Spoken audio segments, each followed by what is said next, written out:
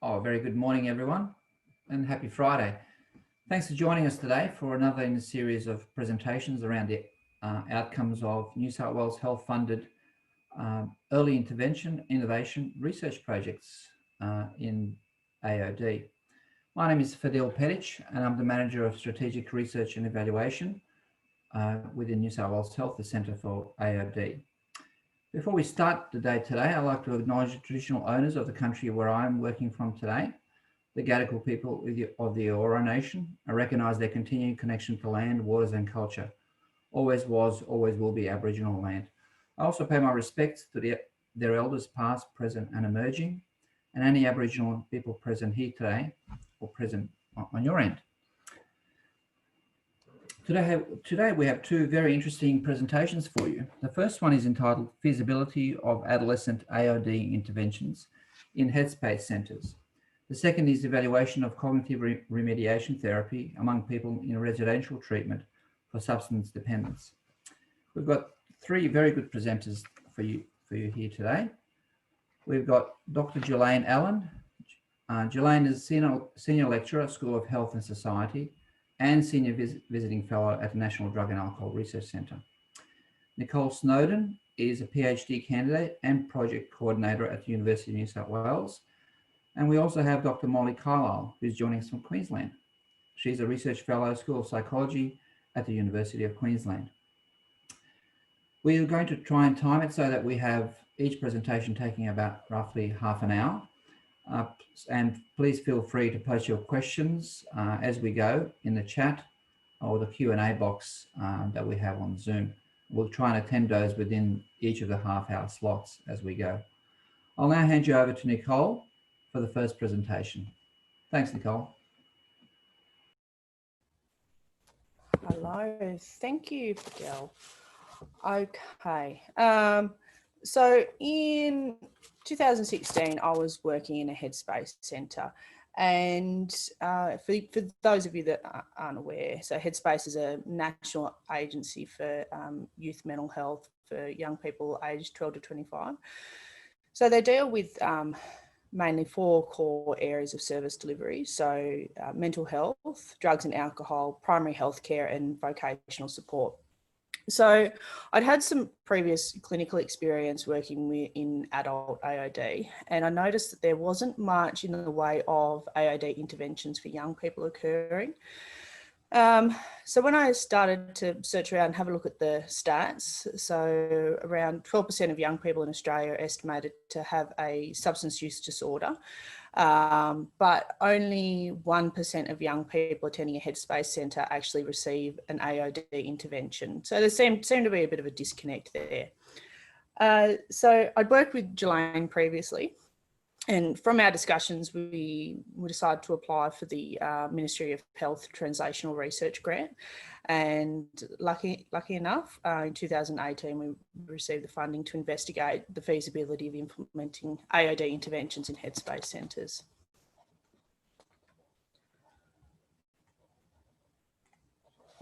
So in terms of what we were wanting to look at further, so we wanted to know what treatments had good evidence. We wanted to know what the clinicians, young people and their family and friends would find acceptable.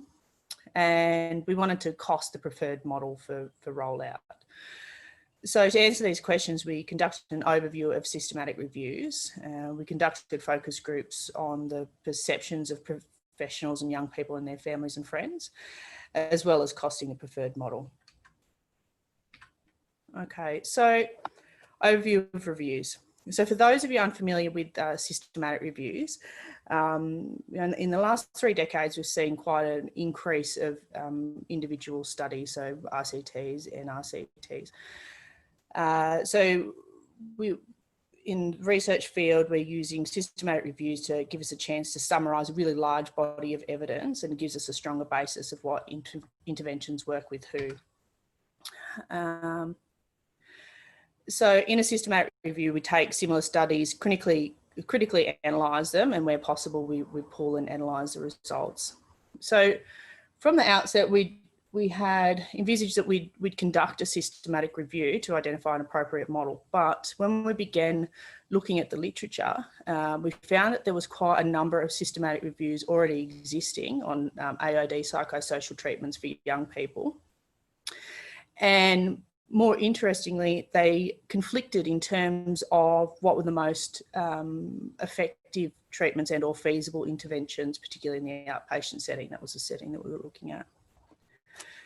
So we went about conducting an overview of reviews. So this method, it critically summarises the available evidence of more than one systematic review and provides us with a higher grade of evidence. Okay, so in the overview of reviews, we sought out the existing systematic reviews on outpatient psychosocial treatments to implement in the outpatient setting, i.e. Headspace centres. So over the course of 6 months, we reviewed over 7,000 articles.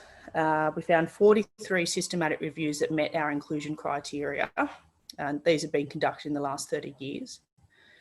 So we found there was a number of double ups in terms of what was being looked at for interventions. So for brief interventions alone, there was 10 systematic reviews. So after we found our 43 articles, we extracted the data and assessed the reliability of the methodologies. An important part of both systematic reviews and overview of reviews is to appraise the risk of bias. So we utilise a tool called AMSTAR2. So this is a validated tool used to assess the methodological quality of systematic reviews that include RCTs, non-randomised controlled trials and quasi-RCTs. So briefly, the aspects that we were looking for in a systematic review were was the protocol developed prior to actually conducting the review? What search methods did they use and were they sound? What were the reason for any study being excluded? And how did they assess the risk of bias in the original trials, and as well as how appropriate was the statistical analysis?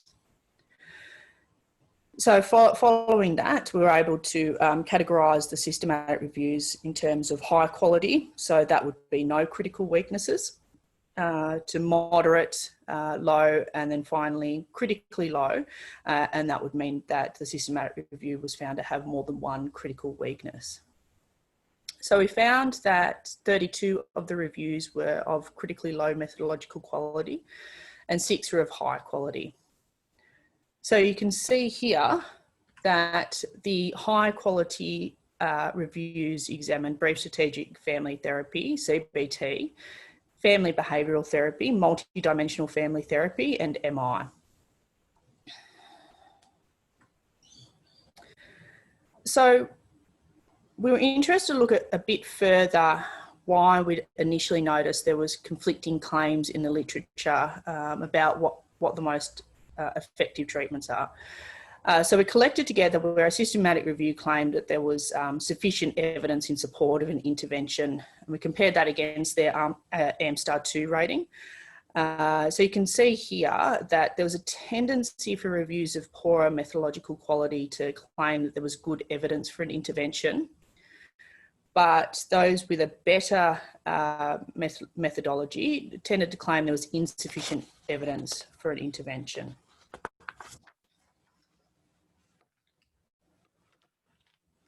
Okay, so when we're looking at this, you know, it's not all doom and gloom. Remembering that when in this particular field that we compare treatments to another treatment, you know, it's widely considered not appropriate to compare treatment to no treatment. You know, treatment is better than no treatment at all. So one of the 6 high quality reviews reported favourable 6-month follow-up results. So that was multidimensional family therapy. So that was compared to a range of other treatments. This effect wasn't actually found at the 12-month mark, but an additional promising feature of MDFT is that there was significant participation rate when compared to other treatments. So for those of you unaware, multidimensional family therapy, it's a systemic family-centred treatment to treat problem behaviours in young people, such as substance use, juvenile delinquency. So it focuses on improving family functioning and facilitating parental commitment, improving communication and general functioning within the family. So great, we've found an intervention that's,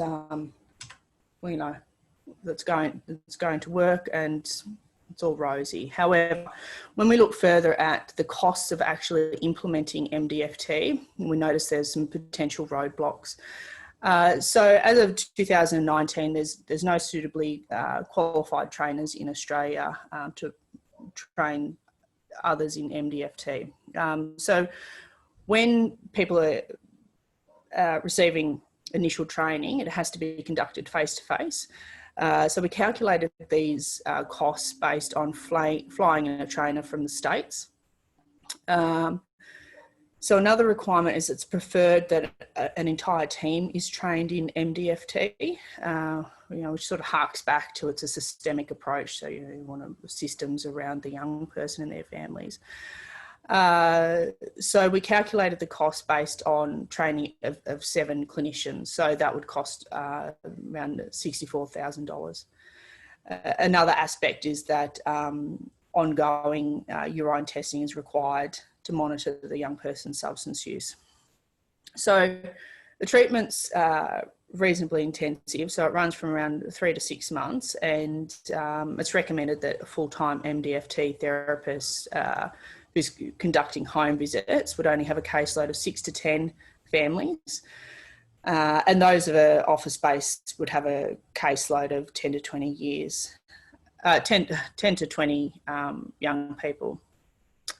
So in the year 1 column there, we've factored in clinician backfill because, well, in terms of Headspace centres, they have a quite higher caseload of young people. So another factor, so you see there in year 2, is that MDFT requires ongoing annual accreditation. So we've factored in, again, an on-site trainer visit, repeat training, due to staff turnover, as well as doing train the trainer course to actually get someone here in Australia trained. And again, we've factored in clinician backfill to meet caseload demands. Okay, so moving on to the focus groups. So we wanted to know what health professionals, young people and their families perceive to be effective outpatient AOD interventions and how they like them to be provided. So a little bit more about Headspace to contextualise it. So they use a mixed funding model. So there's a lead agency that oversees the infrastructure and operating costs, and they hire administrative staff, management and a small number of clinical staff. So these core functions are then supplemented with co-located private health practitioners eligible for Medicare rebates, as well as in-kind providers from locally based services.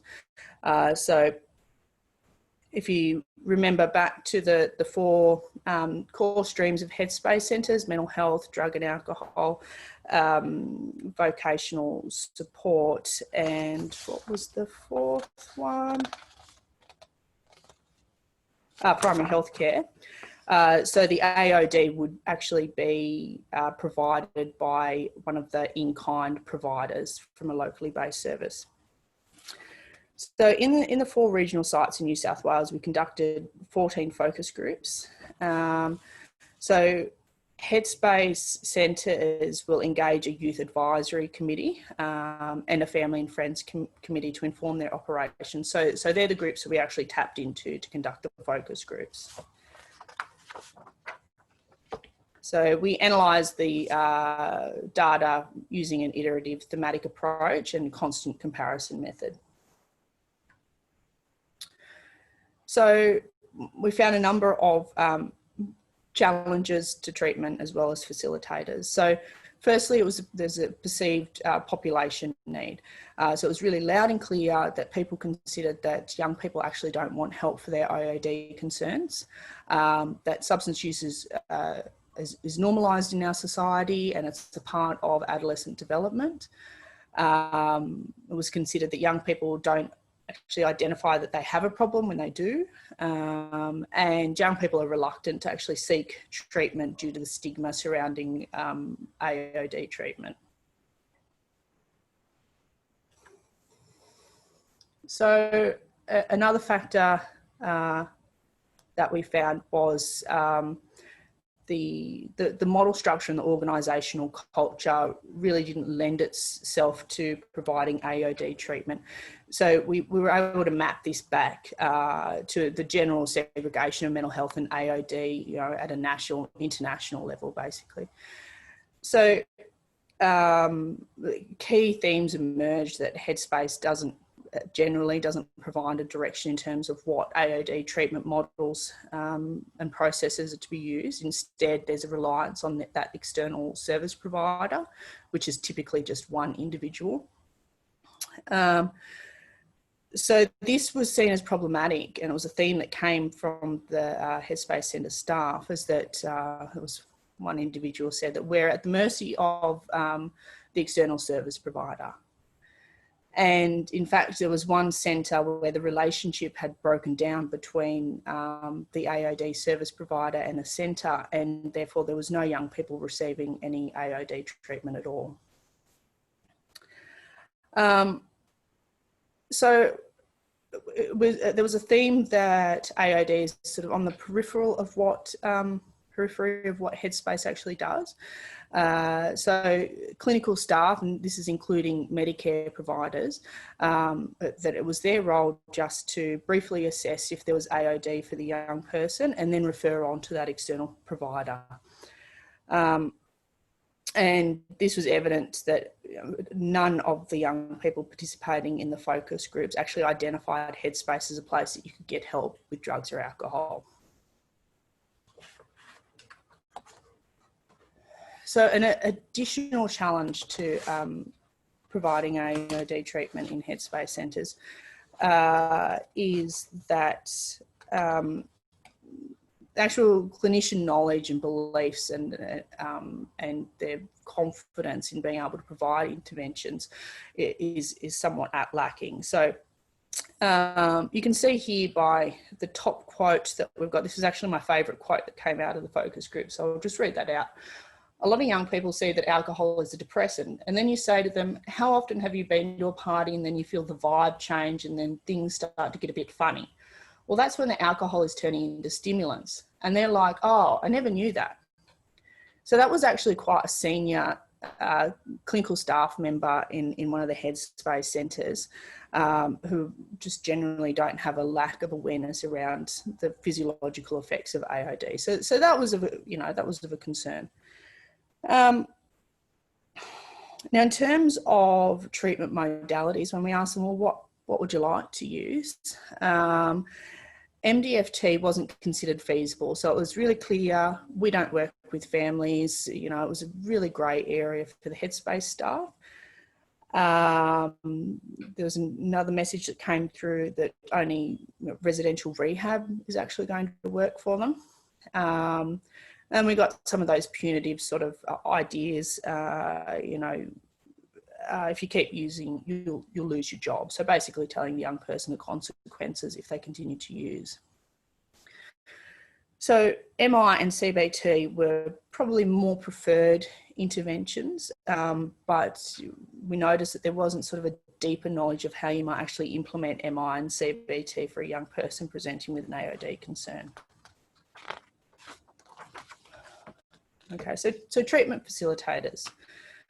We noticed it was really a genuine desire amongst the clinical staff, the administrative staff, managerial staff to actually help young people with AOD concerns.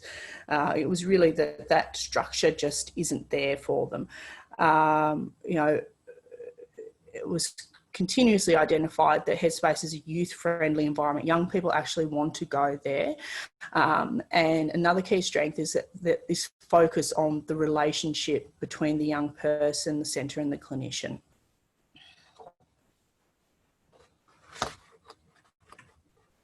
Okay, so just to summarise, so multidimensional family therapy was the only treatment that, with a suitable evidence base, but it's costly and require a number of systemic funding changes. No other intervention was found to be suitable at this stage.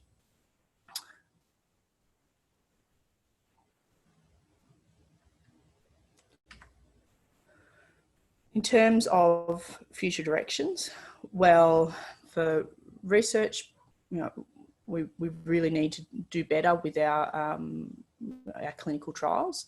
We need better quality systematic reviews, and if the researchers can't get it right, then how are the clinicians going to be able to get it right?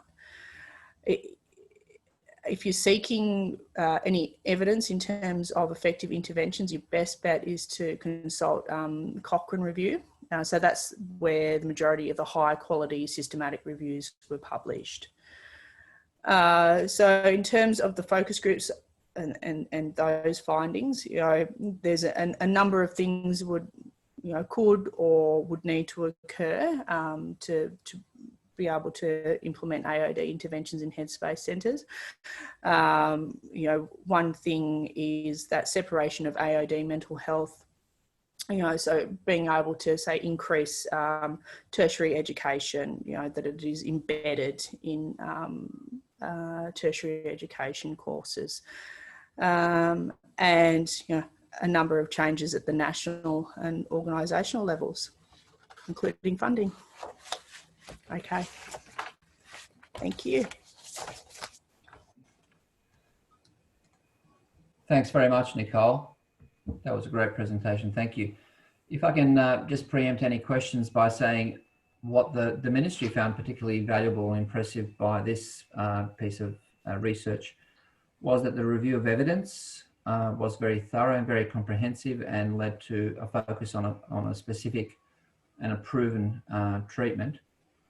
And also the qualitative research that you undertook, extremely comprehensive, and including both consumers and families, but also Headspace staff. And also the level of intended planned publications and the dissemination that you're planning to do around this piece of work was very impressive as well. I don't think we've got any questions in the chat box at the moment, but if people want to unmute themselves perhaps and ask a question, or Julaine, if you'd like to add anything to the presentation, please feel free. Thanks, Fidel. I mean, I guess Nicole and I thought that we would clearly find one, two, or even more interventions that we could recommend people to use. We were quite surprised that we didn't find anything that was clearly effective. And I think, you know, that I guess systematic reviews often come up with that result. But yeah, we were going to talk about implementing what was effective in Headspace with the Headspace clinicians, but had to rethink how we would approach that when we found that there wasn't really a clear direction for how to proceed.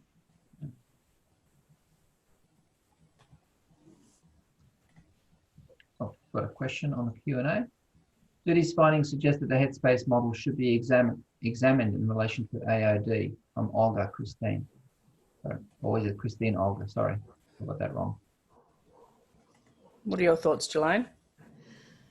Yeah, I mean, I think, as Nicole said, Headspace is a great environment for young people. They really work hard to make it acceptable and inviting, but there's a fundamental lack of knowledge about drug and alcohol treatment and interventions among the mental health clinicians. So I think that it's not so much the model, it's somewhere back a bit further in that people don't have, unless you specialise in drug and alcohol, you don't have the knowledge or understanding about the way to approach the problem. So, you know, some sort of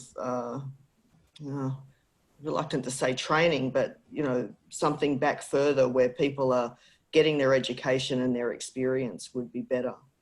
Yeah, so there's a real trepidation to, you know, actually provide AOD treatments. I think, well, not that came up on the slides here.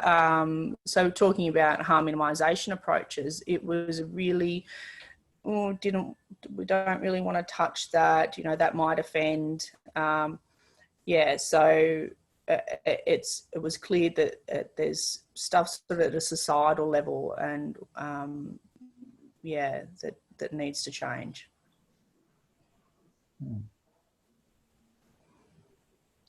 And has there been any implications for Headspace more generally as a result of this project? Well, Debra Rickwood, who's the National Scientific Advisor for Headspace, was part of our research team. And, you know, she well understands the difficulties of the lack of integration of drug and alcohol and mental health services. I guess a clear solution isn't apparent. I know that in some Headspace centres, they're including the drug and alcohol service as part of their staffed, their paid staff, and also they're prioritising the assessment of drug and alcohol use higher up in their assessment criteria. I think there was, Nicole, was there 38 questions asked of a young person when they first turn up at Headspace, and do you use any drugs or alcohol was about question 36. Yeah, it was right down the bottom. Yeah. So just, you know, changing the priority of that is something important to do. Sure, thank you. We've got a question from an anonymous attendee. If this is a limitation of Headspace, should the options for other AOD services for young people in regional areas be explored? Because, so as I understand, this research took place exclusively in regional areas. And I was also going to ask whether you think potentially conducting in the metro would have created different results. I suspect not, but yeah, some discussion around that. Yeah, well, one of the things that Headspace has found and in their published reports is that people who go to Headspaces come from a 10-kilometre radius in general. So, you know, obviously you've got quite a lot of young people in a 10-kilometre radius in the city, but not so many when you're in Bathurst or Tamworth or Wagga. So, yeah, other than Headspace, there's not much for young people. There's, you know, really got to be at that serious end of child and adolescent mental health or the school counsellor, and Headspace sits somewhere in between. And as far as drug and alcohol goes, you know, there's some specialist drug and alcohol services like TED Noths and some in Mission Australia, but you have to have quite a serious problem before you start going to rehab for your drug and alcohol problem. It's certainly not early intervention. Yeah. So my thinking would be that, you know, AOD needs to be embedded in, you know, everything in mental health with the school counsellors, teachers, etc. And that's idealised, I know. Well, I'm only laughing because, of course, drug and alcohol people say that. But it's true. Yeah. Yeah. Okay, do we have one more question? No.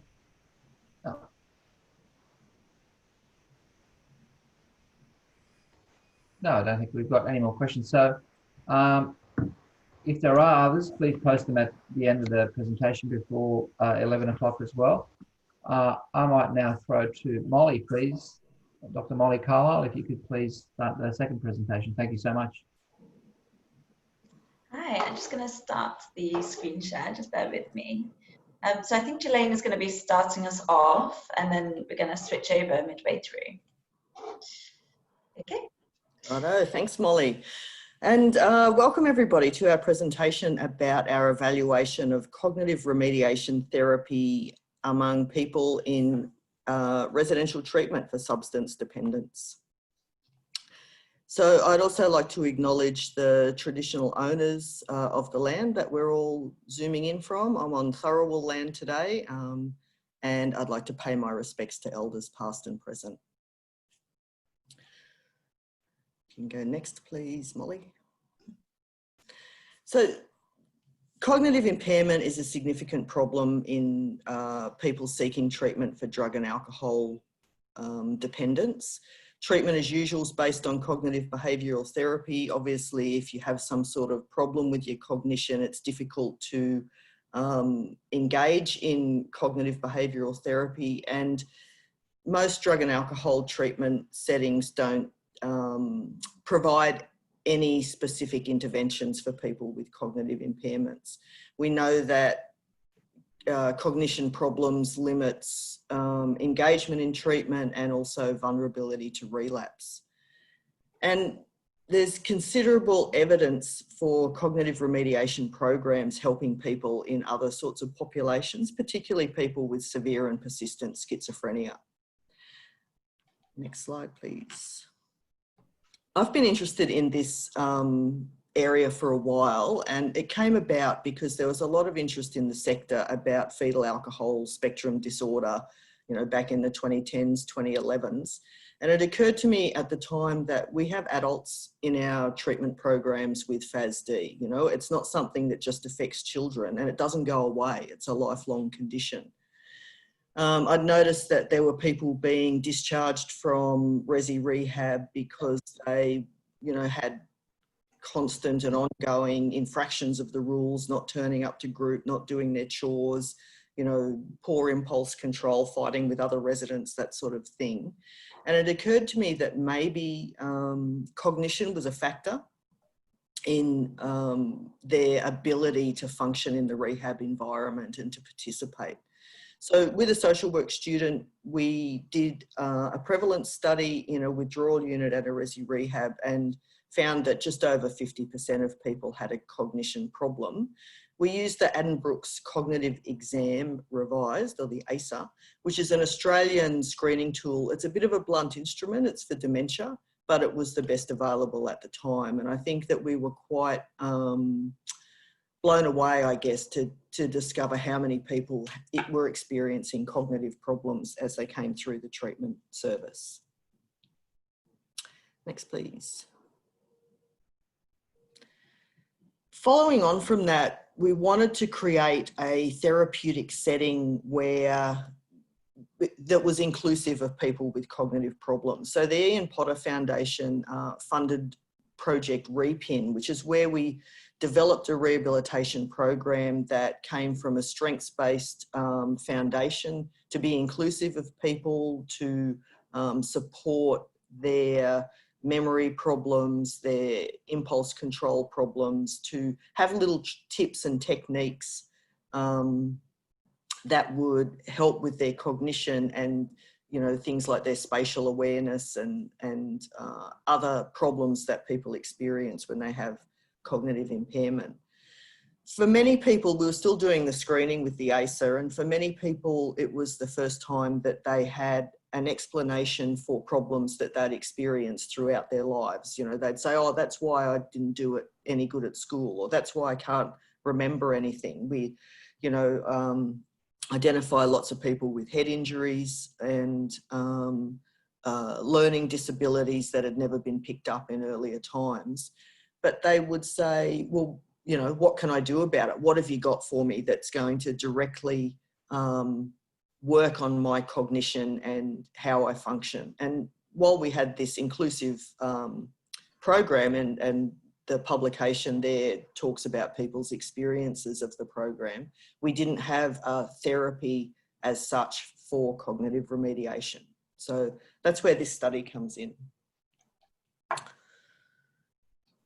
The Ministry of Health funded our cognitive remediation study back in 2018, and we were looking at the neuropsychological and educational approach to remediation. That was the program that we chose, better known as NEAR. And this is a program developed by Alice Medalia from Columbia University in New York that consists of 45 minutes of individual tailored computer activities, so brain training exercises on particular evidence-based computerized programs, and then a 15-minute synthesis in a group where people would talk about what they'd done in their activities and how they were going to apply those over the next couple of days. So Alice had done a lot of work on NIA. It hadn't been tried in a drug and alcohol setting before. She was very supportive of the project and helped develop the training materials for an Australian context and provided supervision and training for the staff through the entirety of the project. So it was really great to have her involved. So just has some technical issues. Always the way. Can you see the screen? Yeah, that's great. Thanks, Molly. So feasibility was our first focus, and we looked at client engagement and satisfaction, staff satisfaction through focus groups, a fidelity measure to make sure we were delivering NIA in the same way as Alice intended, and the cost of it. But also we took the opportunity to look at outcomes for people who participated in the program. So we had a couple of cognitive functioning measures, executive functioning, substance use measures, quality of life, psychological well-being, and engagement in treatment, including length of stay and number of sessions. We called the program Brain Gym, which was more enticing than NIA. And what we did was compare the treatment as usual group with a group of people that got treatment as usual and cognitive remediation. So the first group of people came into the rehab for a 5 or 6 month period. There were 34 of them, and they got treatment as usual. The next 5 or 6 month period was when the Brain Gym program was part of the rehab, and those people got treatment as usual plus Brain Gym. So this was conducted in Orange in a resi rehab unit, 12-week voluntary program. And we decided with consultation with Alice that a dose of the therapy was 18 one-hour sessions, or 3 times a week for 6 weeks, which fitted in with the average length of stay of 49 days. And our data collection points were at baseline 2 months and 6 months. Over to you, Molly. Thanks, Julaine. So I was involved in the analysis of the outcomes for the trial. And because this was a feasibility trial, generally the feasibility trials and pilot trials aren't powered to detect really meaningful differences between groups. Only indications, and this is usually down to the fact that they have relatively small sample sizes, but it gives a good guide on whether something could have a potential effect that should be followed up in a randomized controlled trial. So in line with previous guidelines around analysing feasibility trials, not only did I look at statistical significance, but any interactions between treatment type and time point, we followed up with any medium to large effect sizes with mean differences in confidence intervals, just to see whether there was anything going on there as well. So this is already covered a little bit by Julaine, but we had measures that were within the cognitive domain. So this included the brief assessment of cognition, which was an assessment of verbal memory, learning, working memory, verbal fluency, and executive functioning, which has been shown to be a brief but reliable measure of cognition. We also had the Wisconsin card sorting test, which is a cognitive measure of executive functioning and cognitive flexibility. And then following that, we also had a self-report measure of executive functioning using the Barclay's Deficit in Executive Functioning Scale. So this looks at things like time management, organisation, problem solving, self-motivation, self-regulation of emotions. So alongside those, we also had substance use measures. So this involved the WHO Assist Substance Involvement Screening Scale. So this looks at whether people have used different substances in the past, and it asks a series of questions around their use, and for each substance it compiles a risk score Within the current study, we had like a global risk score for which kind of incorporated all the different substances that people had used in the past. And we also had the severity of dependence scale. So this looks at the severity of dependence to the primary drug of concern. Alongside those, we had psychological and functioning measures. So this included the Kessler psychological distress scale, which, as it says in the name, measured psychological distress. And we also had the Rosenberg self-esteem scale, which measured self-esteem and has been significantly associated with measures of depression and anxiety. And then finally, we also measured the, we measured quality of life using the EIIF quality of life scale. So these measures were taken at baseline and again at 2 months after. And then at the final time point, which was 6 months after, we had the same measures, but we didn't have the brief assessment of cognition or the Wisconsin card sorting task because these were both conducted online using a tablet or computer.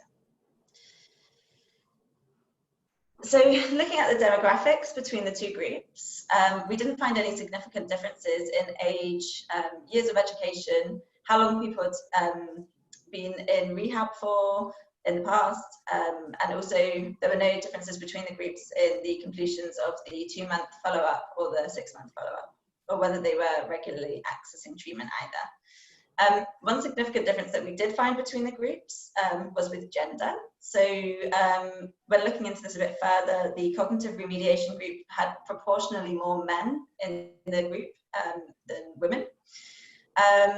And in order to check that this didn't have any influence on our outcomes, so like the cognition outcomes and the substance use outcomes, I did conduct some analyses to check whether it had an impact on these, but it didn't come out as anything significant. So even though there were these differences, it didn't have an impact on our outcomes of interest.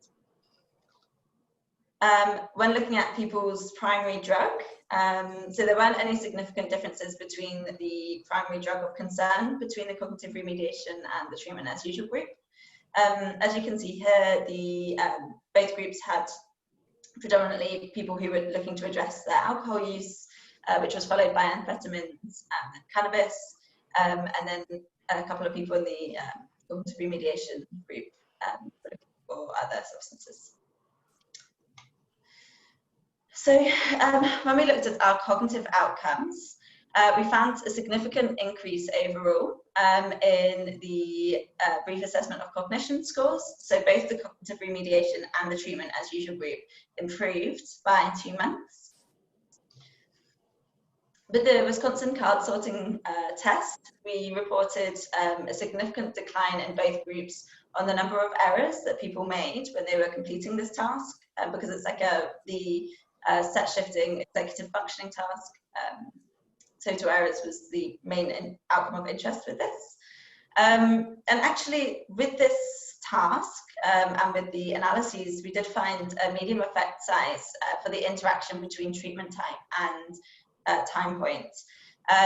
So when we followed this up with mean differences and confidence intervals, this did seem to suggest that the cognitive remediation group had a steeper decline, which does look like it makes sense in line with the graph, compared to the treatment as usual group.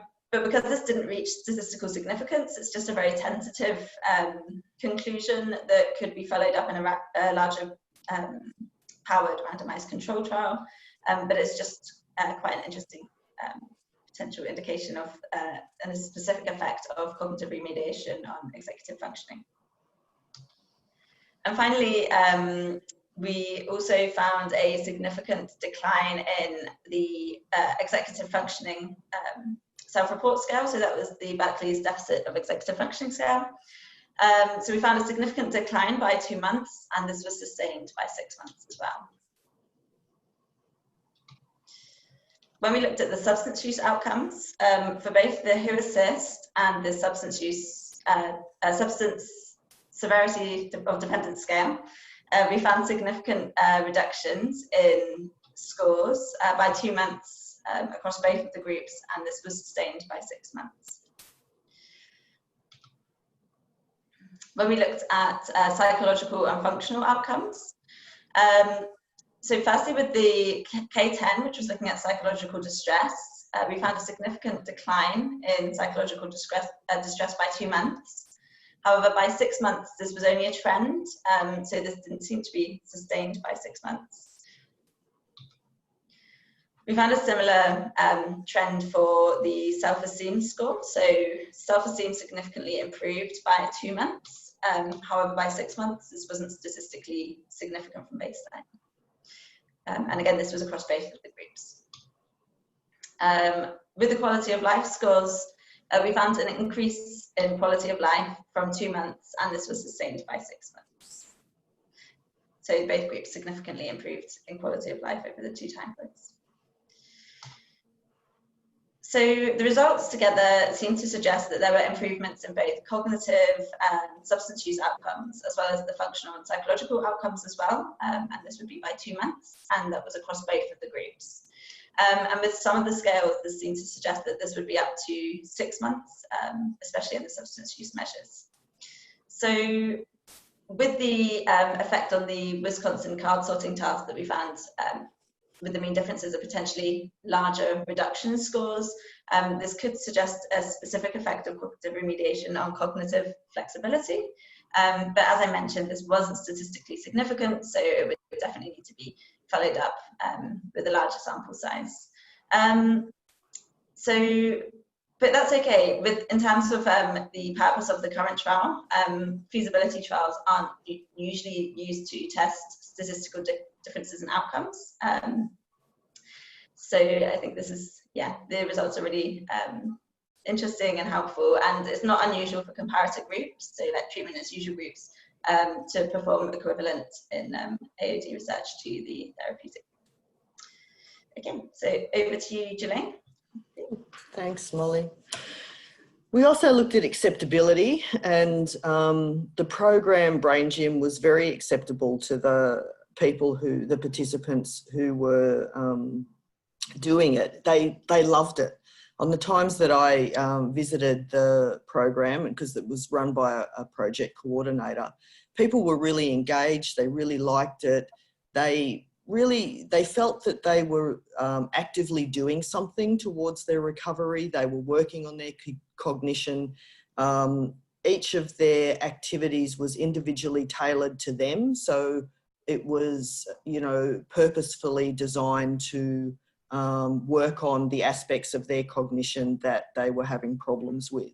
So they enjoyed the program, they liked coming. There's a little bit of apprehension from some people at first, what am I getting into here?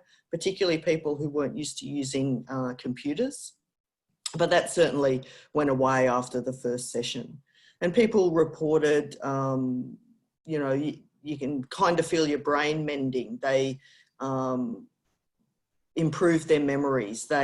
And their self-esteem improved quite considerably. They felt more confident that they could cope with situations and talk to people and function more effectively. So it was very acceptable to the participants. It was feasible, yes. We delivered 95 cognitive remediation groups over 36 weeks with a high degree of fidelity and acceptability. The staff also, we did focus groups, as I said, at the beginning and 6 months after the research project had started. And they were a little bit skeptical at first of what it would mean for their work, how would they get involved, that sort of thing. But in the second round of focus groups, they were very supportive. They could see the difference that the program was making to the residents of the rehab. They could point to changes that they'd noticed, and they felt that it was a worthwhile part of the program. Our retention rates for cognitive remediation were pretty high when measured at 2 months. And I think the thing that, even though Molly said it's not unusual to see the two groups get similar results, I think that the drug and alcohol treatment program should be really pleased with the results, that they improved or reduce people's substance use, improve their well-being and their quality of life, and that was sustained at 6 months. You know, that's why people go to rehab, and it's a fantastic outcome for those residents. Effectiveness, well, you know, we're not so sure about that. We knew the sample size would be small, and that it wouldn't have enough power to show a great deal of effectiveness. But I think we're on the way. The feedback from the participants about their improvements in memory, their ability to solve problems, their emotional regulation are very encouraging, and I think definitely worth persisting with Brain Gym in the future. Next slide, thanks Molly. So the Ministry of Health described the study as successfully executed in a complex real-world setting, giving it ecological validity, which we're very pleased about. It certainly was a complex real-world setting.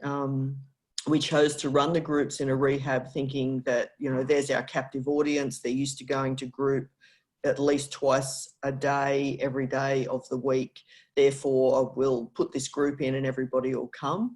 But, you know, rehabs can be really full-on crazy places with a lot of drama, I guess, with people coming and going and the different groups of people that are in them. So it wasn't always the best place to run a research project, but we got a good result and finished the project in the end. So I think we would really like to persist with this and trial Brain Gym in other places with a bigger sample, potentially in a community-based setting. It's also entirely possible to do it individually and online, as people can have access to the computer programs from their own phones or computers or tablets or whatever, and do individual sessions with people online. So there's a lot of ways that we could advance Brain Gym in the future. And that is it. Anna Thompson was the project coordinator, and a whole bunch of people there who supported the project. So thanks very much, and thanks Molly. Thank you very much, Julaine, much appreciated. A very interesting piece of research with lots of potential implications. I guess also looking at the full report, you noted a number of implementation challenges around the project as well. And of course, we know at the same time the ACI was running the ACE program. I wonder if you want to comment on the differences between the programs and potential future implications. Yeah. I think ACE is designed well for the NGO sector and for the environments. You know, it's had good outcomes. I think Brain Gym or the NEAR program requires that clinical expertise in assessment that's not always available on a daily basis in resi rehab. You know, not everybody employs a clinical psychologist or has them there all the time. So there's some challenges with implementing Brain Gym in the resi rehab setting, and some requirements of staffing that I think need to be considered and have cost implications compared to ACE, which is just more of a psychoeducational approach. Right, thank you. Yeah, certainly an educational model of cognitive remediation, such as ACE, this is the more therapeutic skills involved in NEAR. We've had another question from the anonymous. Would Headspace work better by building stronger partnerships with existing NGO youth AOD services? So building a one-door approach to the youth AOD mental health sector. If anyone would like to comment on that. Nicole? I mean, sounds great, you know, in theory. What I've noticed anecdotally is that the specific youth AOD sector it's not necessarily everywhere in regional setting. So, you know, I guess there's always going to need to be multiple answers to the question, what it is that we should do. And I think that would be an answer for some areas. Yeah. Yeah. Yeah. Definitely the one door is a great idea. Yeah. Oh, yeah. That would, wow, that'd be great. Yeah. Yeah.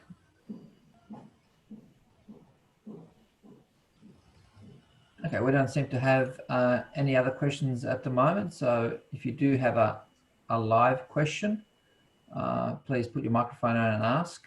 If not, we've got about 5 minutes left. Any other presenters want to make any final points, as we don't have any more questions?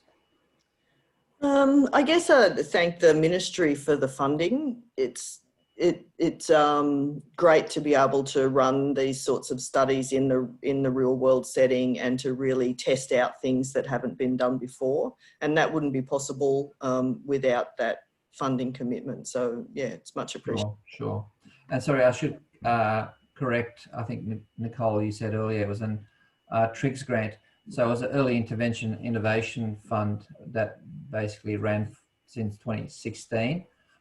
We don't have any more funding programs around that at the moment, but it was focused on research, innovation and evaluation within NGO services and building connections between NGOs and academia and other researchers to be able to build capacity, research capacity within NGOs, and certainly has been successful on many levels in achieving that particular aim.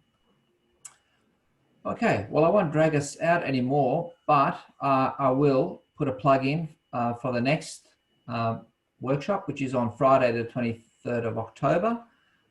So that's in about 4 or 5 weeks, I think, which is also at 10 to 11 a.m. We've got 2 very good presentations again. The first one is around routine outcome monitoring, plus feedback in Smart Recovery Australia, feasibility study examining Smart ROM. And presentation 2 is an evaluation of dialectical behaviour therapy for young people and residential substance use disorder treatment. So registrations are open for that now. Please go to the NALA website and register for the next one. Nothing else left to say, but thanks Nicole, Molly and Julaine very much, and for NADA for hosting us again this morning. We look forward to seeing you at the next one.